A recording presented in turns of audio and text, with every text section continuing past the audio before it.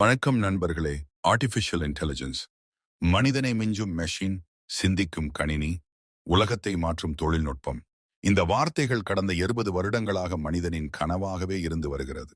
ஆனால் இன்று வரைக்கும் ஒரு பெரிய கேள்வி எல்லாருடைய மனசிலும் ஓடிக்கொண்டே இருக்கிறது. ஆர்டிஃபிஷியல் இன்டெலிஜென்ஸ் உண்மையிலேயே 70 வருடம் தோல்வியா? இவ்வளவு காலம் நடந்த ரிசர்ச், செலவழிக்கப்பட்ட பணம், மனிதர்கள் போட்ட உழைப்பு எல்லாம் வீணா போச்சா? இல்ல மனிதர்கள் தான் அவசரப்பட்டு காலத்தை சரியாக புரிஞ்சுக்காம ஒரு டெக்னாலஜியை மதிப்பிட்டாங்களா? இந்த கேள்விக்கான பதில புரிஞ்சுக்க நம்ம ஏஐயோட பயணத்தை ஆரம்பத்திலிருந்து முழுசா பார்க்கணும். ஆர்டிபிஷியல் இன்டெலிஜென்ஸ் ஒரு சாஃப்ட்வேர் இல்ல, அது ஒரு ஆப் இல்ல, அது ஒரு மஷின் ஃபீச்சர் கூட இல்லை. ஏஐ என்பது ஒரு மனித ஆசை. மனிதன் தன்னை போலவே சிந்திக்கிற, புரிஞ்சுக்கிற, முடிவு எடுக்கிற ஒரு உருவத்தை உருவாக்கணும்னு நினைத்த கனவின் பெயர்தான் ஆர்டிபிஷியல் இன்டெலிஜென்ஸ். இந்த கனவு முதலாக தெளிவா உருவானது 1990 காலகட்டத்தில். வேர்ல்ட் வார் நடந்து கொண்டிருந்த காலம் அது. அந்த நேரத்துல ஒரு பிரிட்டிஷ் கணிதவியலாளர், கணினி விஞ்ஞானி, சிந்தனையாளர் ஒருத்தர் ஒரு கேள்வியை உலகத்துக்கு முன் வைச்சார். அந்த மனிதர் தான் ஆலன் டூரிங். அவர் கேட்ட கேள்வி ரொம்ப சிம்பிள், ஆனா ரொம்ப ஆழமானது. Can machines think? மெஷின்கள் சிந்திக்க முடியுமா? இந்த ஒரு கேள்விதான் ஆர்டிபிஷியல் இன்டெலிஜென்ஸ் என்ற முழு துறைக்கே விதை போட்டது. ஆலன் டியூரிங் இதோட நிறுத்தல. அவர் டியூரிங் டெஸ்ட் என்ற ஒரு கான்செப்டை முன்வைச்சார். ஒரு மனிதனும் ஒரு மெஷினும் உரையாடுறாங்கன்னு எடுத்துக்கோங்க. அந்த உரையாடலை பார்க்கிற மூன்றாவது நபருக்கு இது மனிதனா மெஷினா அப்படின்றது கண்டுபிடிக்க முடியலன்னா, அந்த மெஷின் மனிதனை போல சிந்திக்குது, அதாவது அது ஆர்டிபிஷியல் இன்டெலிஜென்ஸ் கொண்டது என்று சொல்லலாம். இன்றைக்கு சாதாரணமா தோணும் இந்த ஐடியா அந்த காலத்துல ஒரு அறிவியல் அதிசயம். இந்த சிந்தனையிலிருந்து தான் ஏஆர்ங்கிற கனவு மெதுவா வளர ஆரம்பிச்சது. 1996 காலகட்டம் ஆர்டிபிஷியல் இன்டெலிஜென்ஸ்க்கு பொற்காலம் மாதிரி இருந்தது. 1926 நடந்த டாட்மவுத் கான்ஃபரன்ஸ்ல தான் ஆர்டிபிஷியல் இன்டெலிஜென்ஸ் என்ற வார்த்தையே அபிஷியலி பயன்படுத்தப்பட்டது. அந்த காலத்து சயின்டிஸ்ட், ரிசர்ச்சர்ஸ் எல்லாரும் ரொம்ப பெரிய கனவுகளோட இருந்தாங்க.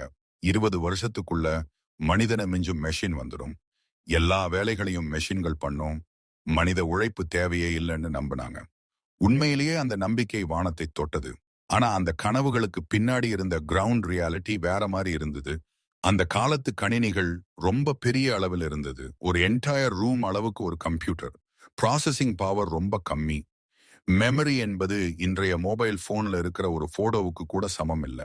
ஆடான்னு சொல்லக்கூடிய விஷயமே பிராக்டிகலி இல்ல. இன்டர்நெட் இல்ல, டிஜிட்டல் டேட்டா இல்ல. ஒரு ஃபெராரி ஓடணும்னு கனவு கண்டுட்டு சைக்கிள் என்ஜின் வச்சு ரேஸோட முயற்சி செய்த மாதிரி தான் அந்த காலத்து ஏஐ முயற்சிகள் இருந்தது. கனவு பெரியது, வசதி ரொம்ப சின்னது. இதன் விளைவாக 1990 காலகட்டத்தில ஆர்டிபிஷியல் இன்டெலிஜென்ஸ் ஒரு மிகப்பெரிய செட்பேக்கை சந்தித்தது. ஏஐ ரிசர்ச்சர்ஸ் சொன்ன ப்ராமிசஸ் நிறைவேறல. கவர்மெண்ட்ஸ் ஃபண்டிங்கை கட் பண்ண ஆரம்பிச்சாங்க. மீடியால ஏஐயை மார்க் பண்ண ஆரம்பிச்சாங்க. AI is dead, AI will never ஒர்க்னு ஓப்பன்லி பேசினாங்க. இந்த காலத்தை தான் ஏஐ வின்டர்னு சொல்றாங்க. வின்டர்னா குளிர். இங்க ஐடியாஸ் உறைந்து போனது, ஃபண்டிங் உறைந்தது, நம்பிக்கை உறைந்தது. பல சயின்டிஸ்ட் ஏஐயை விட்டுட்டு வேற ஃபீல்ட்ஸுக்கு போயிட்டாங்க. ஆனா ஒரு விஷயம் புரிஞ்சுக்கணும், அந்த காலத்துல இறக்கல, அது உறங்கிக்கிட்டு இருந்தது. ஒரு விதை மண்ணுக்குள்ள போட்டுட்டா உடனே மரமா மாறிடுமா? இல்ல, அதுக்கு மழை வேணும், வெயில் வேணும், நேரம் வேணும். ஏஐக்கு அந்த சப்போர்ட் சிஸ்டம் அந்த காலத்துல கிடைக்கல. அதனாலதான் அது வளராம இருந்தது. இங்கே ஒரு முக்கியமான உண்மை இருக்கு. ஆர்டிபிஷியல் இன்டெலிஜென்ஸ் தோல்வி இல்லை, இன்ஃப்ராஸ்ட்ரக்சர் தான் தோல்வி. ஏஐ வளர 3 விஷயம் கட்டாயம் தேவை. Data, computing power, algorithms. இந்த 3ம் ஒரே நேரத்துல கிடைக்கணும். அந்த 70 வருடங்களில ஆல்கோரிதம்ஸ், தியரிஸ் இருந்தது. ஆனா டேட்டா இல்லை, கம்ப்யூட்டிங் பவர் இல்ல, ஸ்டோரேஜ் இல்லை. அதனால ஏஐ யோசிக்க முடிஞ்சது, ஆனா செயல்பட முடியல.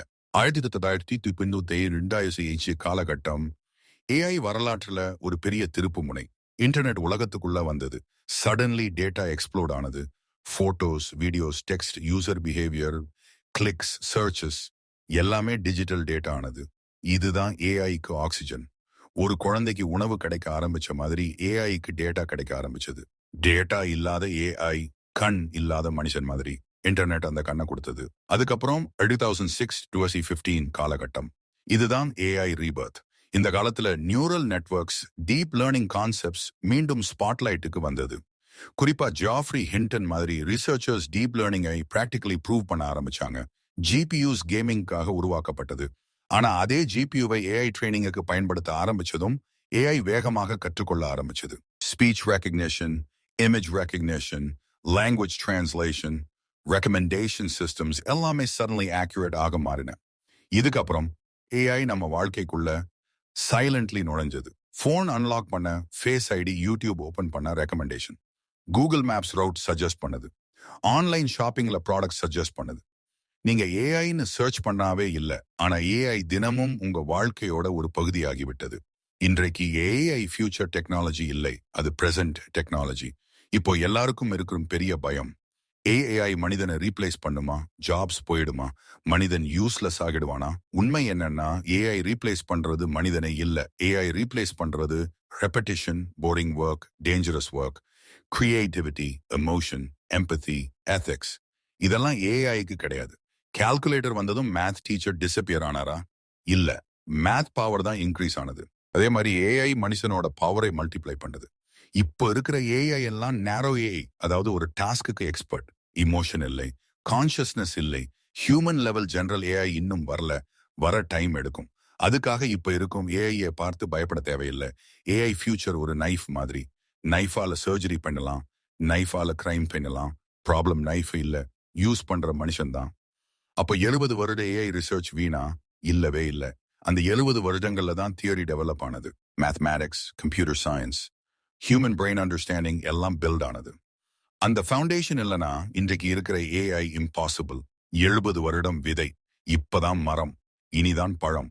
முடிவா சொல்லணும்னா ஆர்டிபிஷியல் இன்டெலிஜென்ஸ் 70 வருடம் தோல்வி இல்லை. அது ஒரு நீண்ட கர்ப்பகாலம், ஒரு ஸ்லோ எவல்யூஷன், ஒரு பேஷன்ஸ் டெஸ்ட். ஏஐ மனிதனை அழிக்க வரல, மனிதனை உயர்த்த வருது.